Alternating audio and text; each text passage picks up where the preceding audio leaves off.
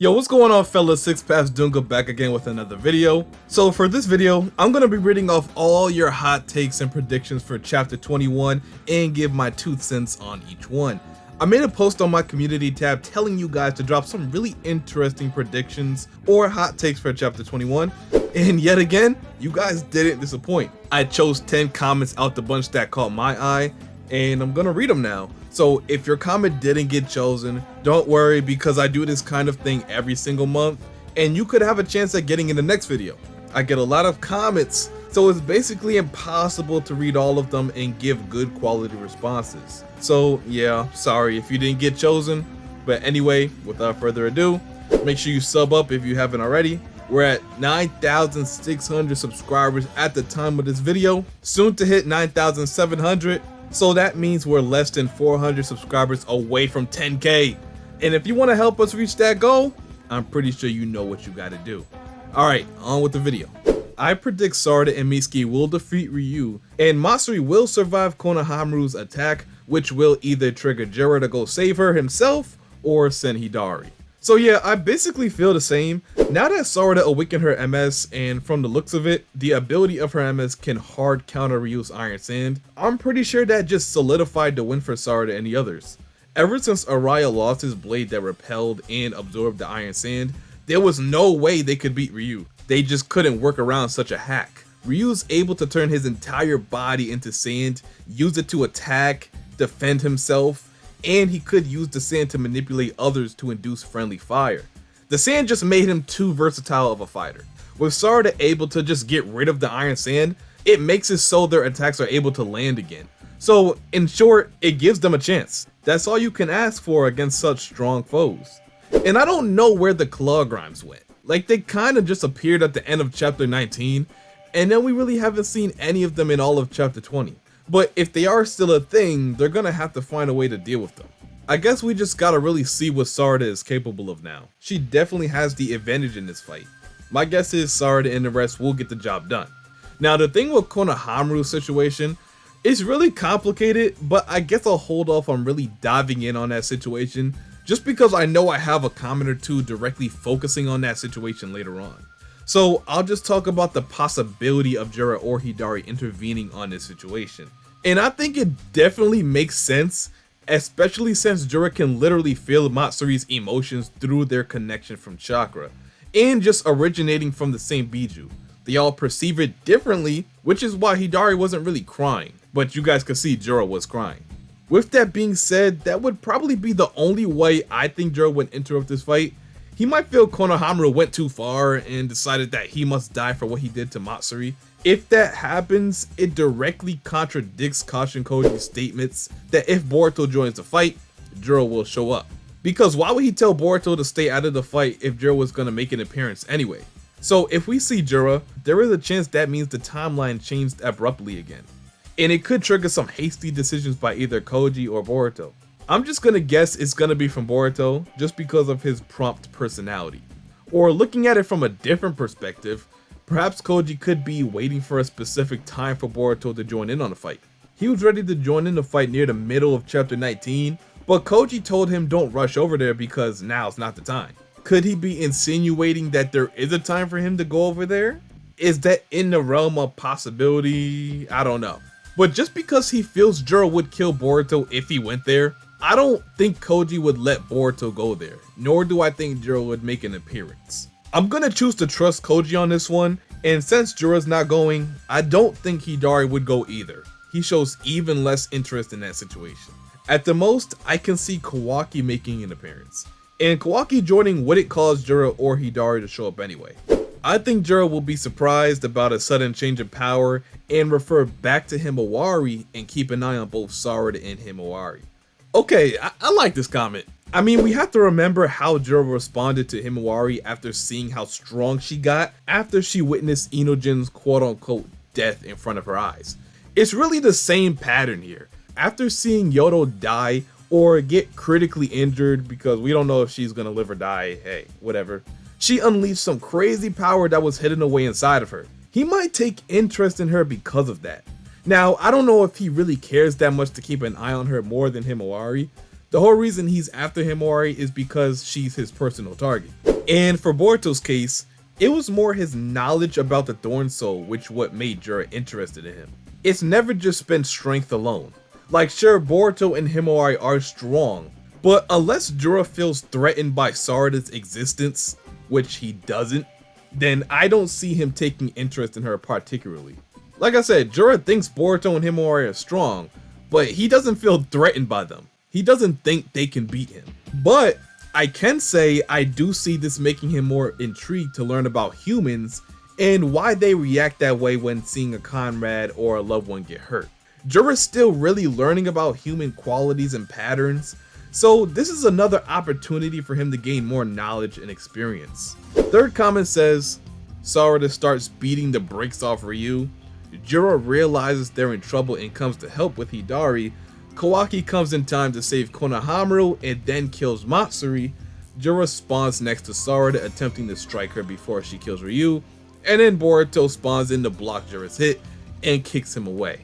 Now, if the chapter happened like this, I wouldn't even be mad, but I can't just backtrack like that. I said I didn't think Jura would show up in Tsunagakure. I'ma stick to that answer, but speaking strictly from a fan's perspective, if that's the direction Ikimoto wants to go to show us that the timeline has changed drastically, I wouldn't hate it. Let's say Sarada does beat the malarkey out of Ryu, which I think she definitely will, and then Kawaki joins in and helps Konohamaru defeat Matsuri. You then have Boruto, Limitless Kawaki, and MS Sarada all in one spot ready to fight against Jura, Hidari, and Ryu. And I don't care what context it's in, that's peak right there. That is peak. That's pure entertainment. That's why I said I wouldn't hate it. How could you? But that's a lot going on at once. It feels like all-out war. Essentially, you have Konohamaru if he's still able to fight, Araya, Yodo if she's even still alive at this point. Well, it probably doesn't matter because even if she is alive, she'll be too injured to fight. Then you have Delta, Mitsuki, Boruto, Sarada, Kawaki versus Hidari, Jura, and Ryu. That's a lot of fighting going on at once. So much so that I think it'll be kind of silly if it was to happen.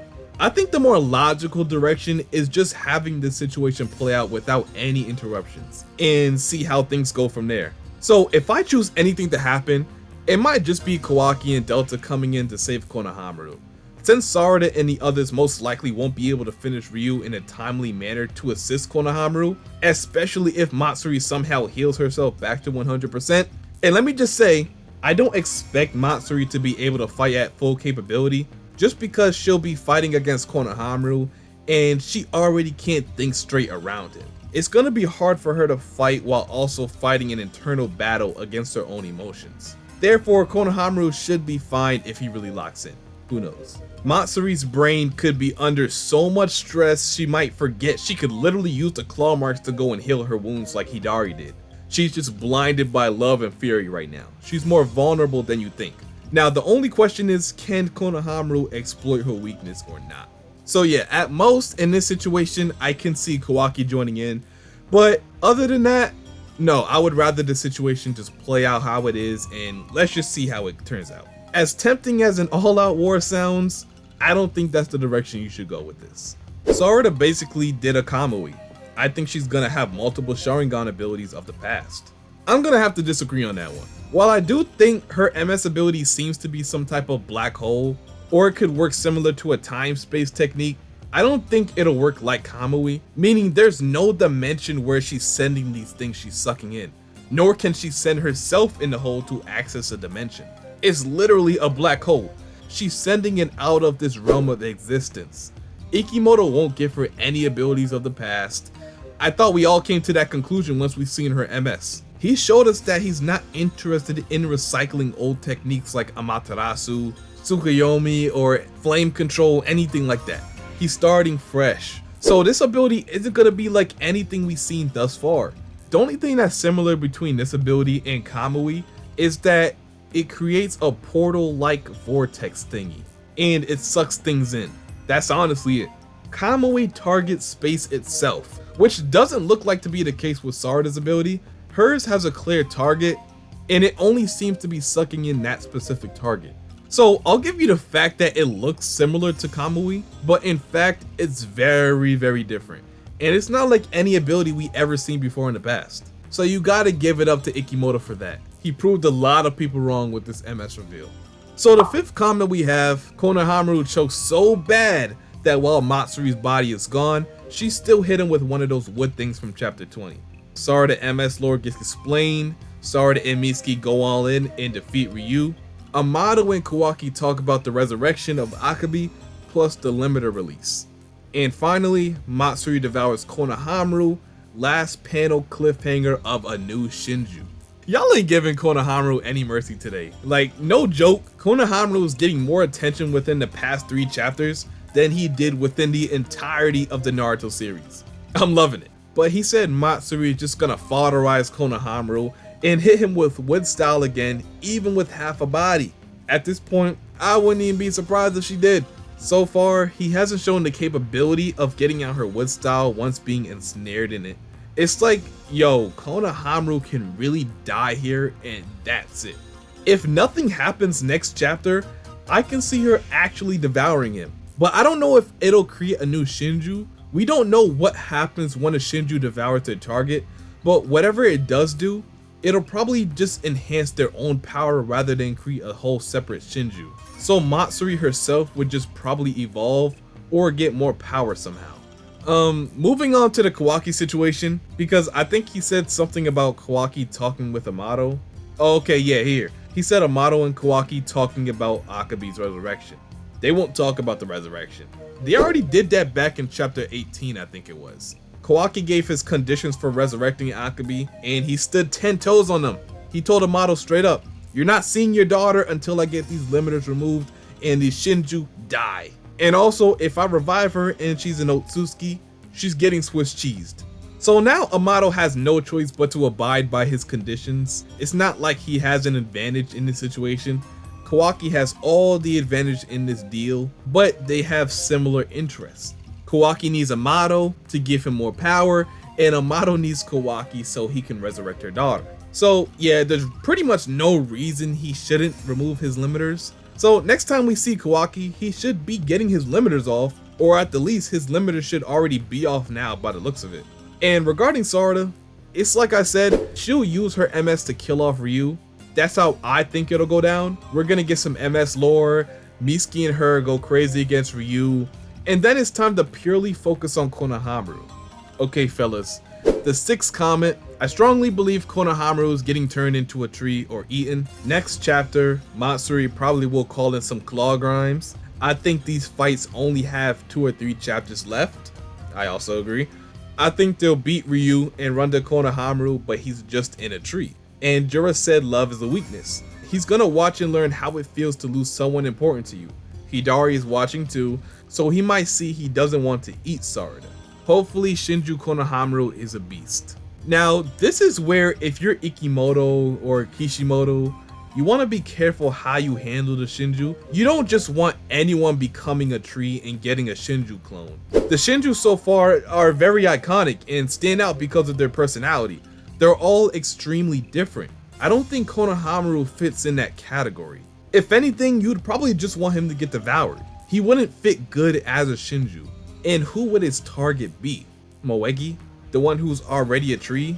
Udon? It's not really that interesting to me. The only reason Moegi fits as a Shinju is because her target would be Konohamaru, who's one of the main reoccurring characters in the story. You also have characters like Sarada being a target, Ada, and Himawari. These are interesting characters, and by default make the Shinju that's targeting them even more interesting. That's why I'm saying if you want to get rid of Konohamaru from the story, it's probably best to just remove him completely. But if you want my opinion, I feel like that's a character you just leave alone.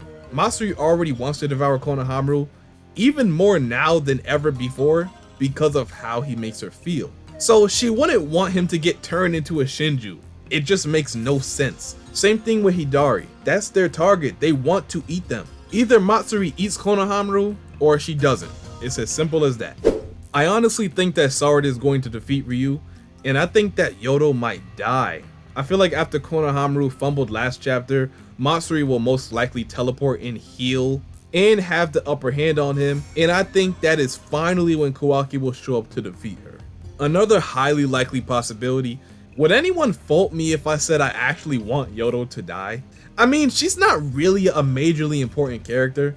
Like, come on, I need her death to set the tone of this manga. Let the readers know that some people just gotta die, man. It's in our best interest. It'll also make her death being the catalyst for Sarada to reawaken her MS all the more memorable and iconic. I'm all for Yodo just dying. I don't know. Am I wrong for this? Let me know in the comment section. As far as Matsuri goes, like I said, all of the Shinju have access to the claw marks, and they can go heal themselves if they so please. But Matsuri is vulnerable right now, because she's not in the right state of mind. This is the main reason why I think Konohamaru might be able to make it out this situation alive. I think her deep emotions towards Konohamaru will hinder her ability to fight and think at full capacity, causing her to quote unquote slip. In the power scaling community, they call this a mental nerf. I'm not in the power scaling community, but I watch a lot of videos on it, especially as it pertains to the Boruto series. Shout out to Simply Troy, one of the best Boruto power scalers out there, no lie. But anyway, since Matsuri is mentally nerfed, I believe she won't even think to go heal herself. The rage she's feeling right now might just cause her to act out of pure emotion and do something that'll cost her dearly. I think she's a wreck right now. She'll leave multiple openings for Konohamaru to attack. Just Kawaki showing up, that's overkill right there. Even Kawaki with his limiters on could take her on. She's in a vulnerable state, and if she loses this fight, that'll be why. That's why Jura said love was too dangerous for the Shinju to ignore, because it creates situations like this. They won't be able to truly fight at full capability until they conquer it. Code is underrated and will still be a top tier character in the story.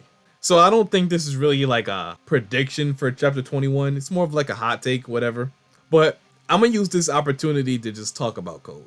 So Code is in a rough spot right now. He's been assigned an impossible mission. I want to know what he's gonna do. Just because I already know he's gonna do this, and it's gonna piss y'all off when he does it, I didn't want to tell y'all this, but I guess I will anyway. He's gonna pull off a crazy stunt that'll make him seem like a punk. Either he's gonna strike either Boruto or Koji at a bad time, or maybe he'll lure them out by going after their friends. You see, Code is not gonna sit there and search for Boruto all day. He knows the fastest way to find someone like Boruto is to just attack his home. The entire reason he came to Konoha. He doesn't fight fair, never has. He's always doing something slimy to get out of sticky situations. Whether that be taking Kawaki hostage, using Damon to reflect the enemy's attack, or just using the claw marks to run away from a fight. However Code chooses to try and kill Boruto and Koji, you can bet it won't be fair. And he'll do something that majority of the fan base won't like. I predict Boruto and Momo become friends and fight as a unit like Kurama and Naruto. No, absolutely not. This will not happen. There's no possible way, nor do I need this to happen. An evil Otsutsuki becoming friends with Boruto? Nah, I'ma pass. The most I can see them doing is tolerating each other, but no, not becoming friends. Okay, so the last comment of the day we have, Sarada forces Ryu to flee, Whale Tail Girl dies, Konohamaru reveals the new jutsu, and him and Matsuri kill each other. If you guys don't know, the Whale Tail Girl he's referring to is Yodo, and I already stated how I feel about her dying. It would be good for the tone of the story. What would be bad now is Ryu fleeing. Even though I feel like that's a very likely outcome, I might feel like they're not getting anywhere with actually defeating the Shinju. And some people may feel like that's the point, but I feel like this is also a good opportunity to see what happens when a Thorn Soul is successfully retrieved and someone is actually saved from their tree-like state. And Shinki could be the first one to be saved. This is why Kawaki is so important in these fights. With Sukuna Hikona, retreating wouldn't be an option, literally. So yeah, it wouldn't look good if they let Ryu get away, especially if he gets annihilated by Sarada and the others. He wouldn't really feel like a threat anymore. Unless, let's see at the end, Jura absorbs all the Shinju and gains extraordinary power or something like that. The Shinju should really start dying off. That way we can see things start to go back to normal and possibly see Jura feel more pressure to make himself more of a presence in the story. It's a win-win situation no matter how you look at it, to be honest. And with Konohamaru, I feel like we won't see a new jutsu. if we see anything new from Konohamaru, it's gonna be a new form, maybe a summoning or something like that, similar to the third Hokage summoning Monkey King Emna or something like that, and him and Matsuri killing each other. That would be something crazy. Like, wow, I can't even comprehend seeing that. Let me know how you guys think about that in the comment section. Hey, would that be a good conclusion for Konohamaru's character? Let me know. So I guess that's it for this video. Those were all 10 comments. Pretty interesting comments if I do say so myself. So as always, I will be going live for the chapter 21 spoilers. So make sure you guys are subbed up and have those post notifications turned on for that. Remember, I do this kind of video every month. So if you didn't get chosen this month, remember there's always next month. So don't feel any type of way if your comment didn't get chosen. I also want you guys to drop your own hot take or prediction down below on this video as well. Usually hearing all these other ideas spark new ideas in some people, so go ahead and lay it on me. I'll try to read as many as I can and give some feedback. So anyway, if you enjoyed this video, I'm gonna need y'all to like, comment, and subscribe. And until my next video, I'll see you boys and girls later. And I'm out. Peace.